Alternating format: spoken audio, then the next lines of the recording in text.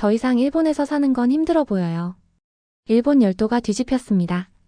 2025년 1월 일본 규슈 미야자키에서 규모 6.9의 지진이 잇따라 발생하면서 대지진의 공포에 휩싸이게 된 것인데요.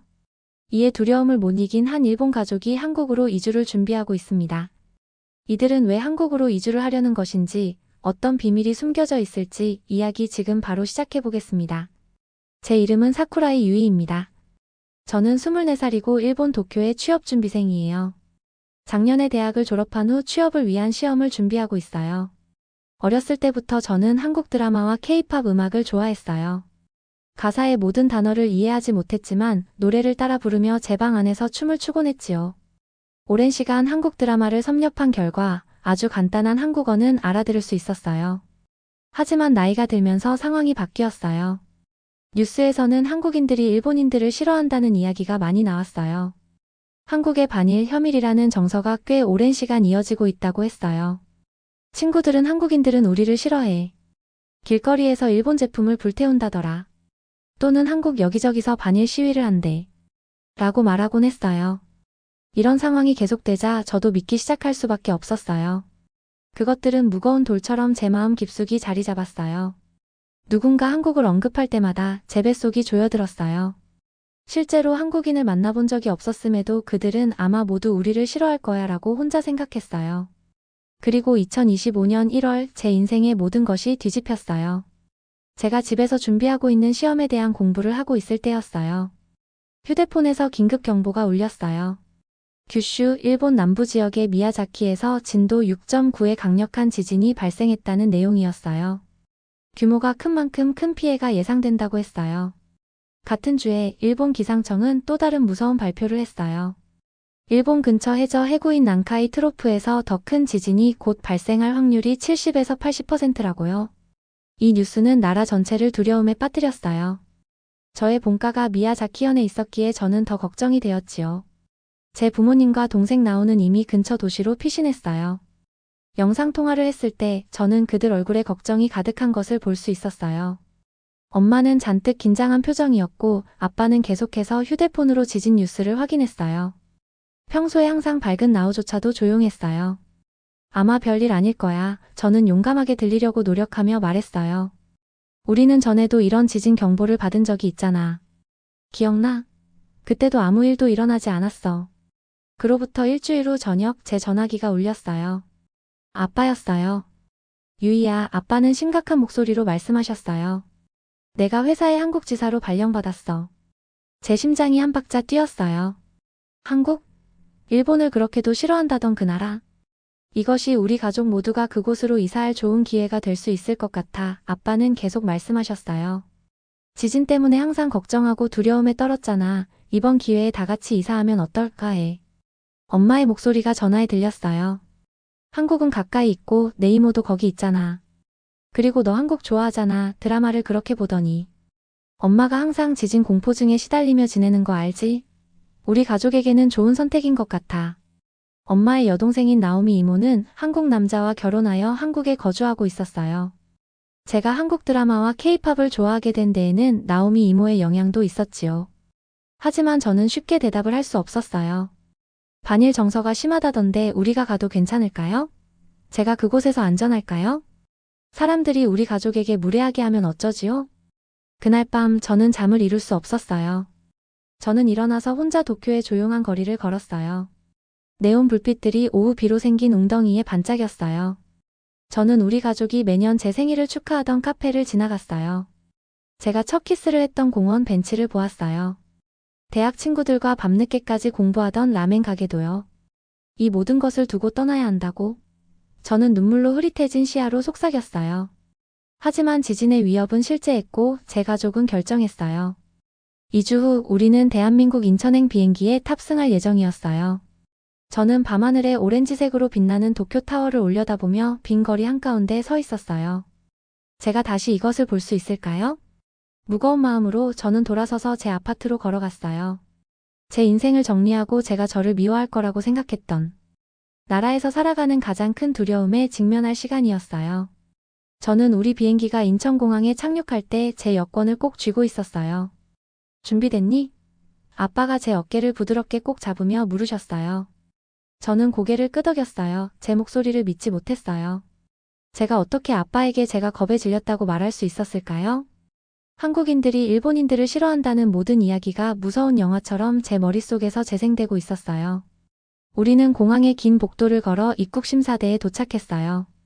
제가 심사관의 책상에 다가가자 심장이 쿵쿵 뛰었어요. 그가 제 일본 여권을 보며 노려볼까요? 놀랍게도 심사관은 친근한 미소를 지으며 올려다봤어요. 한국에 오신 것을 환영합니다. 그는 명확한 영어로 말한 다음 간단한 일본어 문구를 덧붙였어요. 요이타비 오 좋은 여행 되세요. 저는 혼란스러워서 눈을 깜빡였어요. 이건 제가 전혀 예상하지 못한 거였어요. 심지어 공항버스 기사님도 친절했어요. 손짓으로 우리 호텔에 가장 적합한 정류장을 알려주셨어요. 제가 영어로 감사하다고 말하자 그는 고개를 끄덕이며 따뜻하게 미소 지었어요. 생각했던 것처럼 차갑지 않네요. 서울로 가는 버스 안에서 저는 엄마에게 속삭였어요. 창밖을 내다보니 도쿄를 떠올리게 하는 도시가 보였어요. 높고 반짝이는 건물들이 하늘을 향해 솟아 있었어요. 사람들은 휴대폰을 바라보며 인도를 따라 서둘러 걸었어요. 디지털 광고판들은 화려한 광고들을 번쩍이며 보여주고 있었어요. 일본이랑 비슷하지 않아 나오는 얼굴을 창문에 바짝 대고 말했어요. 하지만 저는 더 잘 알고 있었어요. 모든 것이 달랐어요. 도로 표지판은 제가 읽을 수 없는 모양과 기호로 된 한국어였어요. 제 주변에서 들리는 언어는 음악적이었지만 일본어는 아니었지요. 이건 휴가가 아니었어요. 이곳은 우리의 새로운 집이었어요. 일본에서 미리 예약해둔 임시 아파트에 정착한 후 엄마는 저에게 근처 슈퍼마켓에 가서 기본적인 물건들을 사오라고 부탁하셨어요. 샴푸, 치약, 그리고 간식 몇 개만 사오렴 엄마는 한국 돈을 건네며 말씀하셨어요. 슈퍼마켓의 밝은 조명과 정돈된 통로는 익숙해 보였지만 유사성은 거기서 끝났어요. 모든 제품 라벨은 한글로 쓰여 있었어요. 저는 샴푸 섹션 앞에 서서 완전히 길을 잃었어요. 알아볼 수 있는 영어 단어를 찾느라 한참을 헤맸지요. 간식 통로에서는 그림을 보고 포장을 선택했어요. 어떤 언어든 과자는 과자니까요. 하지만 진짜 도전은 계산대에서 왔어요. 캐셔는 저에게 빠른 한국어로 뭔가를 말했어요. 드라마랑은 달랐어요. 한마디도 이해하지 못했어요. 저는 얼어붙었지요. 죄송해요. 한국어를 못해요. 저는 영어로 간신히 말했어요. 캐셔는 간단한 영어로 바꿨어요. 포인트 카드? 그녀는 카드를 긁는 신용을 하며 물었어요. 저는 창피함에 뺨이 달아오르는 것을 느끼며 고개를 저었어요. 그녀는 고개를 끄덕이고 거래를 마쳤어요. 저는 뒤에 줄 서 있는 사람들이 호기심 어린 눈으로 지켜보고 있는 것을 알아챘어요. 그들은 줄을 지연시키는 외국인에게 짜증이 났을까요?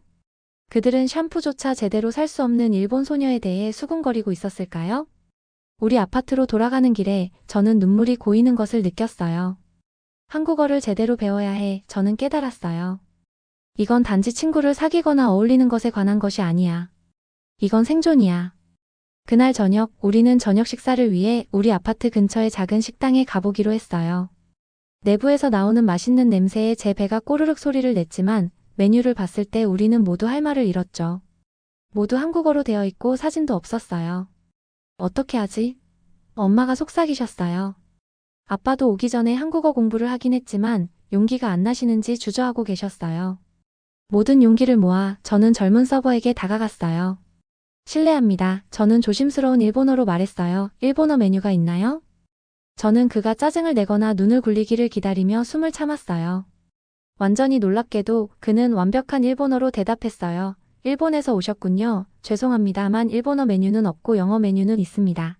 그리고 친근한 미소와 함께 영어 메뉴를 저에게 건네주었어요. 이때는 한국에 온 지 처음이라 번역 앱을 미처 생각하지 못했던 때였는데 이후로는 휴대폰을 자주 사용했지요. 곧 우리가 주문한 음식이 도착했어요. 주요 요리와 함께 서버는 다양한 반찬으로 채워진 6개의 작은 접시를 가져왔어요. 절인 채소, 매운 두부, 양념된 해초. 우리가 이 모든 것을 주문했나요?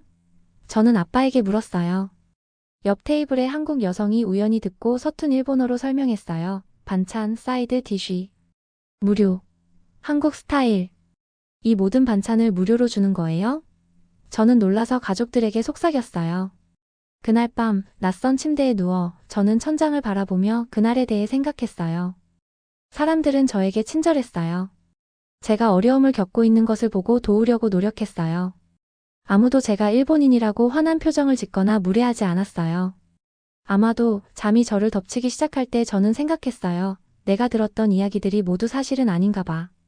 다음 날 아침 저는 온라인으로 한국어 학원을 찾았어요. 아빠의 격려로 저는 다음 주부터 시작하는 초급 수업에 등록했어요.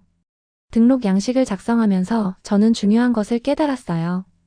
이 낯선 새로운 나라는 저에게 맞춰주지 않을 거예요. 제가 그곳에 적응해야 했어요. 그리고 그렇게 한국에서의 제 진짜 여정이 시작되었어요. 제가 한국에 처음 도착한 지 6개월이 지났어요.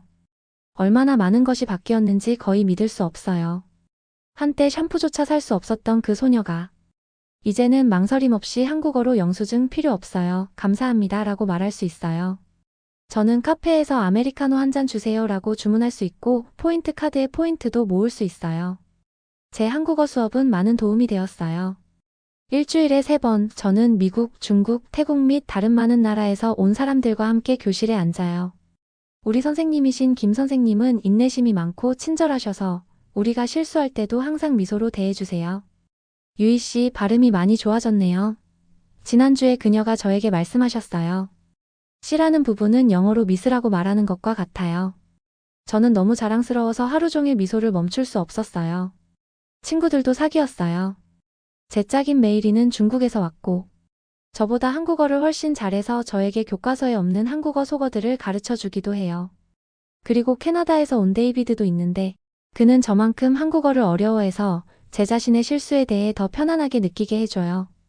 어제 메이리는 저를 그녀의 한국인 친구들과 점심을 먹자고 초대했어요. 우리가 분주한 식당으로 걸어 들어갈 때 제 배는 긴장으로 떨렸어요. 여러분, 이쪽은 일본에서 온 유이예요. 우리가 앉자 메이린이 소개했어요. 저는 불편한 침묵이나 억지 미소를 기다리며 숨을 참았어요. 대신 수진이라는 소녀가 즉시 물었어요. 일본의 어느 지역에서 왔어요? 도쿄요. 저는 대답했어요. 저 작년에 도쿄에 갔었어요. 시부야 크로싱이 정말 좋았어요. 사람이 너무 많더라고요. 그녀는 눈을 반짝이며 말했어요. 저는 믿을 수 없었어요. 그녀는 단지 예의를 차리는 것이 아니었어요. 그녀는 진심으로 일본을 좋아했어요. 우리가 식사하는 동안 그들은 제 가족과 제 공부에 대한 일반적인 질문을 했어요. 단 한 번도 역사적 갈등이나 정치를 언급하지 않았어요. 그들은 저를 그냥 또 다른 친구처럼 대했어요. 식사 후 메이린이 물었어요. 유희 씨, 한국에서 가장 놀란 점이 뭐예요? 저는 대답하기 전에 신중하게 생각했어요. 저는 모든 한국인들이 반일 감정을 가지고 있을 거라고 생각했어요. 저는 뺨이 달아오르며 고백했어요. 하지만 실제로 6개월 지나면서 보니 한국의 많은 사람들이 일본어를 공부하고 일본 문화를 사랑해요. 마치 제가 어렸을 때 K-팝을 좋아했던 것처럼요. 기분 나빠하는 대신 모두가 고개를 끄덕였어요. 뉴스는 부정적인 면을 주로 보여주잖아요. 수진이 설명했어요. 그들은 그저 친구가 되고 싶어하는 보통 사람들은 보여주지 않아요. 그날 저녁집으로 걸어가면서 저는 전에 보지 못했던 것들을 알아차렸어요. 밖에서 한국인 고객들이 줄을 서서 기다리는 일본 식당. 창문에 일본 만화 번역본이 있는 서점. 일본의 타코야키를 떠올리게 하는 간식을 파는 노점상. 더 자세히 볼수록 저는 우리 문화 사이에 더 많은 유사점을 발견했어요. 둘 다 어른에 대한 존경을 중요시해요. 둘 다 비슷한 식사 예절을 가지고 있어요. 둘 다 해산물과 쌀을 좋아해요. 문자 체계는 다를 수 있지만 두 언어를 모두 알게 되면 많은 단어들이 비슷하게 발음된다는 것을 깨달을 수 있지요. 어느 비 오는 오후 저는 우산 없이 갑작스러운 폭우에 갇혔어요. 저는 가장 가까운 가게로 뛰어들어갔는데 그곳은 작은 서점이었어요. 제가 숨을 고르는 동안 제 머리에서 나무 바닥으로 물방울이 떨어졌어요. 한 노인이 책장 뒤에서 나타났어요. 제가 바닥을 젖게 만든 것에 화를 낼 것 같아 걱정이 되었어요. 그러나 그는 화내는 대신 그는 저에게 작은 수건을 가져다 주었어요. 온통 젖었네요. 그는 한국어로 말했어요. 저는 그의 말을 완벽하게 알아들었고 제 스스로가 놀랐어요. 감사합니다. 저는 한국어로 대답했어요. 저 때문에 바닥이 젖었어요. 죄송해요. 괜찮아요. 그는 미소 지었어요. 학생인가요? 우리는 책에 대해 잠시 이야기했어요. 제가 일본에서 왔다고 언급했을 때 그는 눈 하나 깜짝하지 않았어요. 대신 그는 저에게 그의 아들의 사진을 보여주었어요. 우리 아들도 도쿄에서 3년 동안 공부했어요. 노인은 자랑스럽게 설명했어요. 그는 그곳을 정말 좋아했어요. 떠나기 전에 그는 저에게 일본어로 번역된 몇 가지 한국 소설을 추천해 주셨어요. 저는 한 권을 사고 곧 돌아오겠다고 약속했어요. 비는 그쳤지만 다른 무언가도 맑아졌어요. 제 불필요한 두려움이요. 그날 밤 저는 도쿄에 있는 제 가장 친한 친구 미카와 영상통화를 했어요. 한국에서의 생활은 어때? 그녀가 물었어요. 집으로 돌아올 거야? 지진 경보가 줄었대. 저는 제 방을 둘러보았어요. 책상 위에 쌓인 제 한국어 교과서들. 제가 좋아하게 된 한국 간식들. 최근 현장 학습에서 메이린과 우리 반 친구들과 함께 찍은 사진. 잘 모르겠어. 저는 솔직하게 대답했어요. 여기도 점점 집처럼 느껴지기 시작했거든. 정말? 미카는 놀란 것 같았어요. 하지만 한국인들이 일본인들을 좋아하지 않는다고 생각했잖아. 저는 미소를 지었어요. 제가 경험한 모든 친절함이 기억났어요. 일본어를 말한 공항 직원. 제 서툰 한국어를 인내심 있게 들어준 식당 서버들. 아들의 사진을 가진 서점 주인. 저를 다른 친구들처럼 대해준 메이린과 그녀의 친구들. 나도 그렇게 생각했어. 저는 미카에게 말했어요. 하지만 내가 틀렸더라고. 사람들은 그냥 사람일 뿐이잖아. 한국 사람들은 내가 어디에서 왔든지 상관없이 대부분 친절하게 대해주었어. 전화를 끊으면서 저는 중요한 것을 깨달았어요. 제가 존재한다고 생각했던 장벽들은 제가 믿었던 것만큼 높거나 견고하지 않았어요. 장벽은 제 마음속에 있는 것이었지요. 다른 사람들에 의해 전해진 이야기와 두려움으로부터 만들어진 것이요. 그리고 하루하루 사람들을 만날 때마다 그 장벽들은 무너져 내리고 있었어요. 제 가족과 제가 한국으로 이사 온 지 1년이 지났어요. 제 인생에서 가장 길고도 짧은 한 해처럼 느껴져요. 인천공항에서 비행기에서 내린 그 두려움에 가득 찬 소녀가 저였다니 어색하게 느껴져요. 이곳에서의 제 삶은 이제 충만하고 바빠요.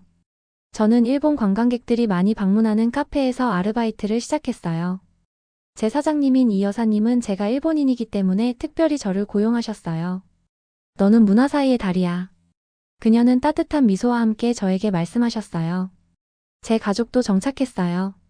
아빠는 초반에 언어 때문에 힘들어하셨지만 반년쯤 지나자 한국어도 많이 익숙해졌고 직장에서도 자리를 잡으신 것 같았어요.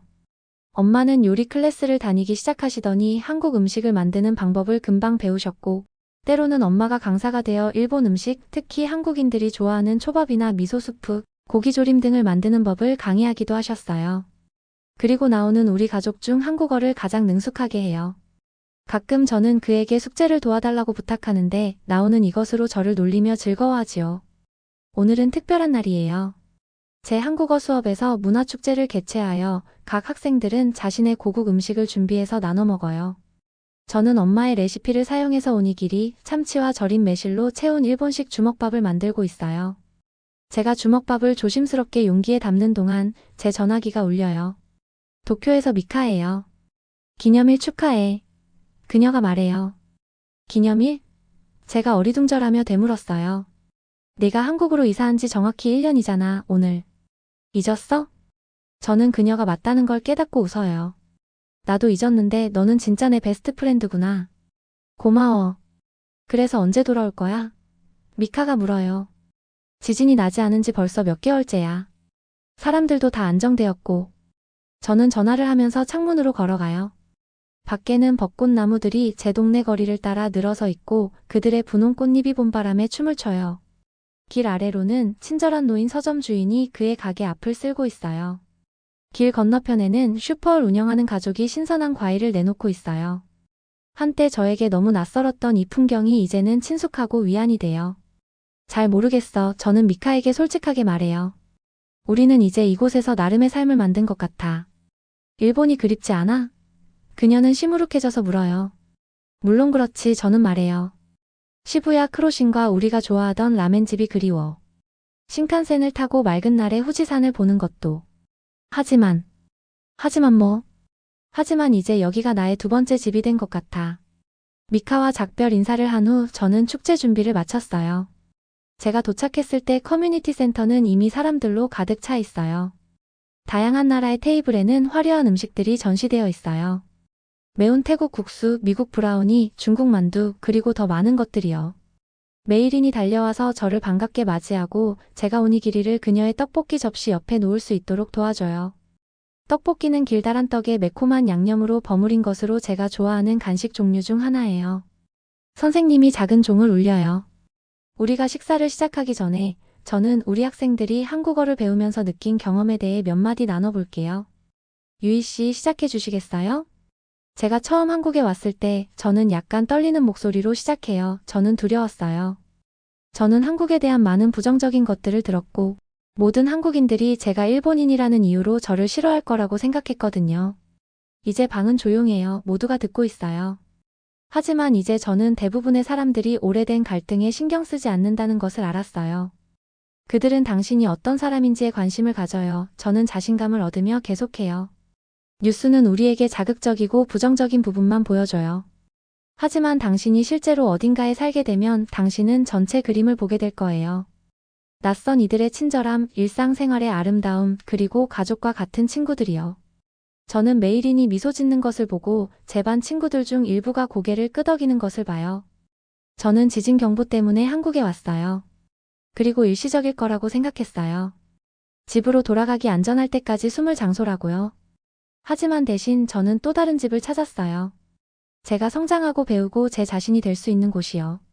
우리가 음식과 이야기를 나누기 시작하면서 저는 밖의 봄 햇살과는 아무 관계가 없는 따뜻함을 느껴요.